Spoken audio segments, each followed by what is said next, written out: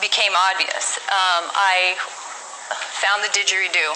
I was walking to class one day, melting into the trees on the way to organic chemistry, because I was completely not in my body for a long time after this experience.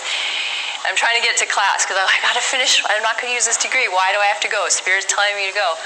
And there was a lady on campus, and she had this instrument, looked like one of these long tubes lying next to her. I was magnetically drawn to it, and I said, "What is that?" And she said, "It's a dream pipe," which her partner, who made them out of the local cactus stock in Arizona, called them. And so I said, "Play it for me." And she played it, and as soon as I heard that sound, it was like a key turned and unlocked something inside of me. I'd never heard or seen a didgeridoo. 92. It wasn't really a very common instrument. But I'd never seen it, but that sound, I knew that sound. And what it did is it connected me back to this place that I went when I had my near-death experience. And it's not per se a sound. It's a place, and it's a field. And we think of sound as something you hear with your ears. But this was, there are no words to describe this experience. However, the didgeridoo, and as I started to learn to play it, incorporate it into my life, it was the closest channel I had to reconnect to that experience. And it was interesting, then I started to study the Aboriginal teachings, and they're just an amazing culture, the oldest culture in the world, and very deeply connected to the cosmos. And they say, well, the sound connects you to the dream time, which is where the ancestors live, which is where we go when we die.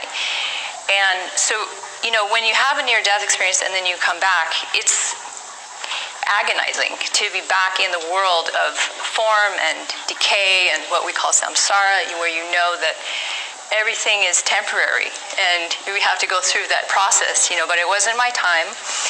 But the didgeridoo became my anchor. And I played it, I carried it. I mean, to this day, I always have the didgeridoo. This has been 20 plus years by my side.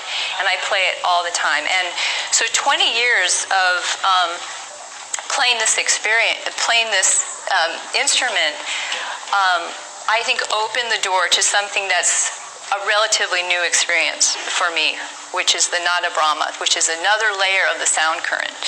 And it's actually even closer than the didgeridoo to a living experience of where I went when I died.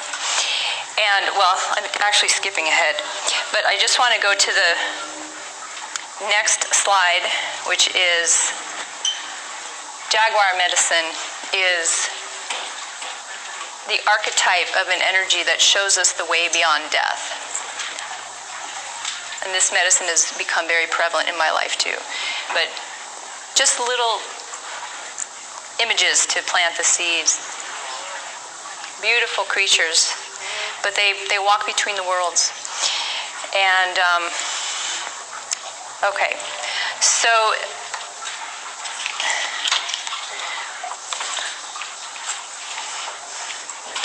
now, after my near-death experience, I moved to Hawaii, and I was guided to study acupuncture. And in acupuncture school, I met Jonathan Goldman, who became my friend and mentor, and he introduced me to the concept of sound as medicine, so that my path was slowly being directed toward, you know, what am I really here to do? What is my heart, not my mind, calling me? What's my dharma?